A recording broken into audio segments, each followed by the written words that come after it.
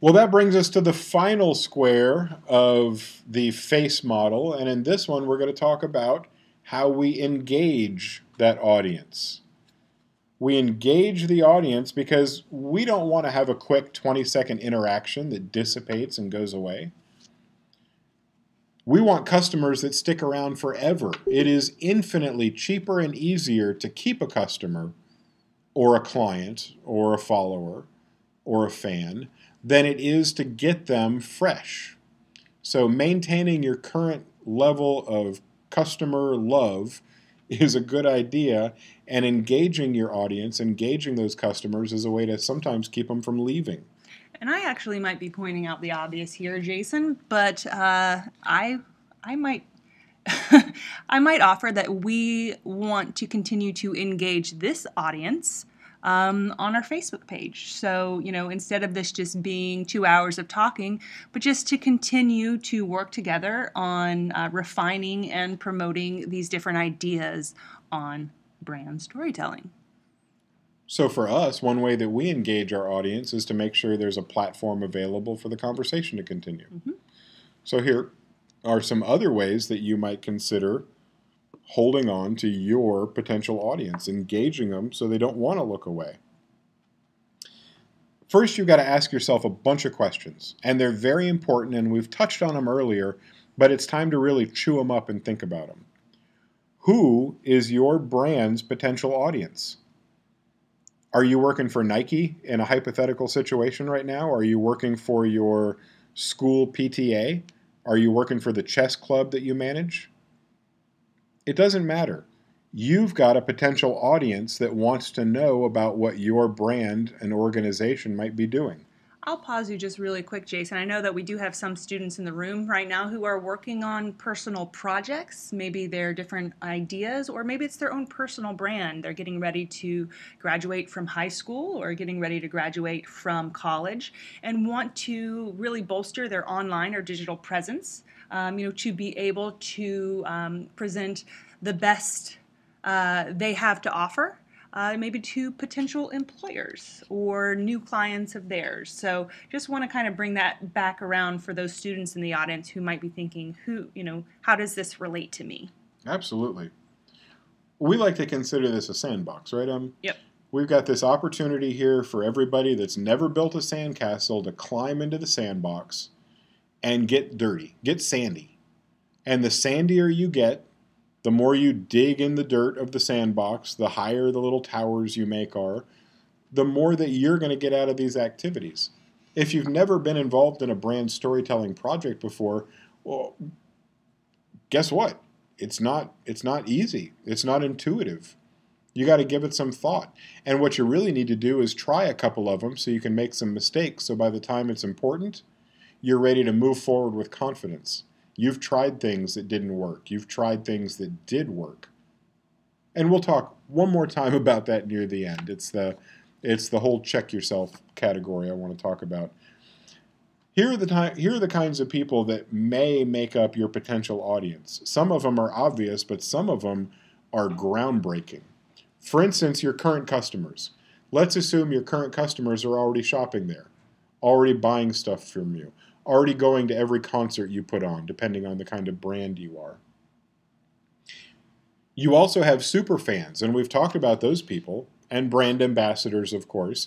You've got those people who you just can't let down. You can't let them down. They love you so much that they get other people to love you. If you let them down, you're letting down their whole little sub-audience, and it's a dangerous thing to do.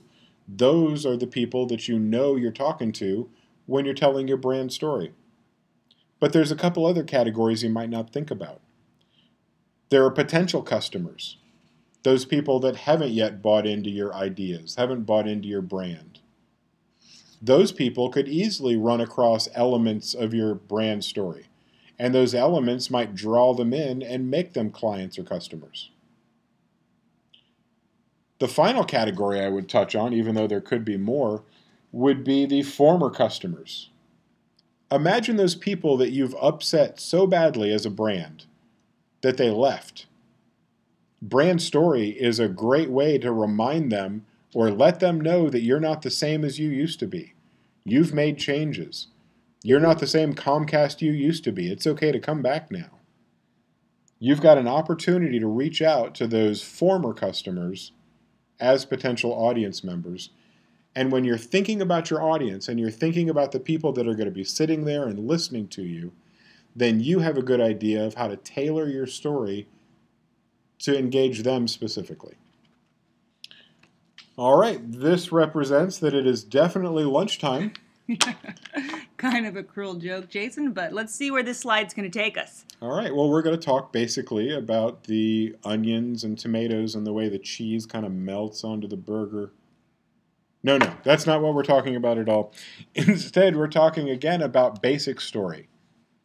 And we want to caution you against too basic of a story. It can be said, and has been said, that story has a beginning and a middle and an end. And this is true. It's also true that a cheeseburger has a beginning and a middle and an end. That doesn't make a cheeseburger a good story. I mean, I'm looking at it now and I'm a little hungry, so right now it looks like a great story. But think about it like it's not a cheeseburger during lunchtime. Eating a cheeseburger is not a story, it's a series of actions. And we want to avoid a series of actions that just don't lead anywhere at all. And the beginning and middle and end of a cheeseburger represent that beautifully. There are some ways, however, that you can wow your potential audience. You can wow them just by letting them see what your brand represents. If you're Red Bull, this is easy. Here's an example of Red Bull being crazy again, this time not up in the stratosphere, but instead launching people off of a pier in the Red Bull Flugtag. In this Red Bull Flugtag, teams of people build things that aren't really airplanes and launch them off of a pier into the water to the cheers of a huge crowd. These crazy events get videotaped and filmed and cut up and sent around. And all that we really need to think about here, and the reason this is so important, is Red Bull knows that its brand is exciting, maybe a little crazy. That's what their brand represents. So what stories do they tell? Stories that represent that crazy, that represent that seemingly reckless. That's what they want people to think about. Maybe you have a brand that represents stable.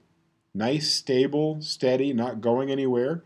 Your stories are going to seem different than these because your stories are not about crazy and cutting edge. They're about stability. So make sure your story matches up with the brand that you're working with. Another way to wow your audience is with the media that you create.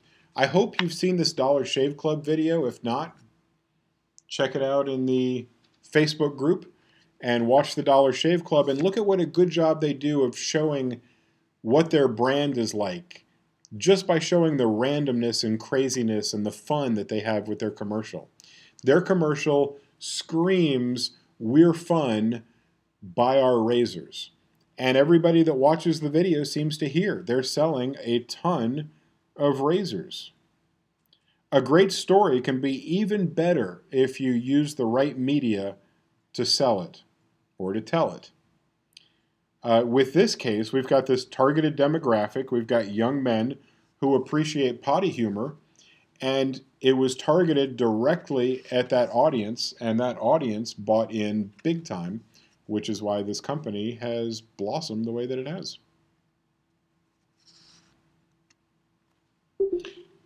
Next up, we're going to talk about story arc and the complexity of story. And I think that a lot of people assume that brand stories are much more basic, a lot more Little Red Riding Hood, and a lot less War and Peace. But that doesn't have to be the case, does it, Emily? No, it doesn't. But a good story arc does have that beginning, middle, and end that that same cheeseburger does, but it also has the introduction of a problem or a question that our characters must address or struggle through. And then there's also the solution or the response that that character comes to, in the final resolution or action. And so what happens between that beginning, middle, and end is a transformation. It is the movement from one reality to a new, more enlightened one. Absolutely. If your character is transforming based on the actions going on around him, you've got a real story going on. How often do we watch a sitcom from the 1970s where a different situation arises every day, but everybody returns to the default setting at the beginning of the next episode? There's no story arc, and there's no character growth, and there's no story that's going to engage an audience, which is what this is really all about. If you can shift the character's perspective and you can change their reality based on what they go through, you're telling a very rich story. Now, there's another video in there in the Facebook group for you, and I hope you check it out. It's Trey Parker and Matt Stone, these two gentlemen. These are the creators of South Park, and I don't want to give away their whole video. I don't even want to sum it up that much. I just want to direct you to it. They do a very good job of describing how to not tell a boring story. In short, it's the transition between the scenes or the beats. You want to make sure that your transitions and your scenes have conflict between them rather than smooth sailing. And if you listen to them talk about it, it's a lot of fun. It's especially fun to watch their audience because they bust into a freshman class and surprise all of the students in there. And just watching the students' reactions as they listen to Trey and Matt talk about their storytelling experiences, it's really, it's a good watch, and it's worth your time. And I believe it's under 5 minutes, so check that out. Oh. Well, this puzzle represents the puzzle you're about to see. It's a puzzle, and it represents the many different pieces that a brand story can take. Brand storytelling doesn't take place on ABC, and brand storytelling doesn't take place just on Twitter. Brand storytelling is transmedia. It covers multiple media formats telling different parts of the story in each of those formats. Twitter may be a place where you curate employee stories. And a Facebook page might be a place that you curate customer stories. And Instagram might be a place where you curate fictional stories if you decide to have a fictional character that's traveling around the world and sharing pictures. All of these different story parts, you remember the different threads that make up the tapestry of a rich story? Each of them has its own media element that it lives on. So as you're planning how you're going to reach your audience and how you're going to tell this story, please, please, please be sure to consider what's best for your audience, what's easiest for your potential audience to get to.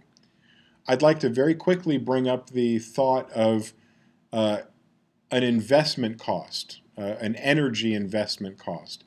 If your audience has a piece of the story and it's hidden behind an app that they have to download, you're going to lose 90% of your audience who doesn't want to download an app. If you make it so your members have to go and sign up for a Google Plus page, half of them aren't going to follow the story that far because they don't want a Google Plus page. Each time you ask your audience or your intended audience to take an extra step, you're going to lose some. So when you're putting your puzzle together, when you're thinking of the best way to put these different media assets together, think about what's best for your audience, not just in the story that's coming, but also in the way that they consume those bits. And finally, if Emily and I have any more just spot on good advice for you, it's this. It's listen to your audience. At all times, your audience is offering feedback, and sometimes it's feedback that would help you change the direction that you're going with your story, or change the flavor that your story has, or change the platform that you tell your story on. Or if nothing else, you may change nothing, but at least your audience is letting you know what they like and dislike, what's good and bad for them. Not just for your brand, but also for the brand stories that your brand tells. You're listening to your audience for a couple different reasons, but what we're focused on right now is making sure that the stories that you artists tell, you are storytelling artists, and the stories that you artists tell involve feedback from your audience and being prepared to duck and weave to make the best possible experience for them. All right, this brings us up to the final exercise, and for this exercise, you're going to be using some mind mapping tools. If you're not familiar with poplet.com or mindmeister.com or any other mind mapping tool of your choice, we're going to ask you to make a mind map that maps out what you consider a good rough draft of a media campaign for your brand. It doesn't matter if your brand is a lawn mowing company with 5 clients or IBM. Is IBM still a company? Okay, IBM. It doesn't matter. What matters is that you're thinking of ways to plan out a potential media campaign that tells your brand story. If a big, thick story is a tapestry, then this mind map is going to help you unravel the tapestry so you can see where the different threads go. So what you're going to do, after you decide on your mind mapping tool and you do a little brainstorming, you're going to decide what your through line is. You're going to map out the connections, and you're going to choose the media engagement platforms that you want your audience to meet you on. I hope you guys get a chance to carry out these exercises soon. I'm really excited to see them start popping up on the Facebook page. Emily, how does that work? They've got the assignment is in the Facebook page, and they should share their assignment as a reply to that? Yeah, I think the most efficient way to kind of collect anything that anybody wants to share with the community for feedback or, just a conversation would be to reply to the exercise as it's posted as a comment. And if you have put something together in Pictochart or Poplet or Prezi, you could just provide a link there in the comments section, to whatever it is that you want to share, and then people could go back directly and comment on that particular exercise. Perfect.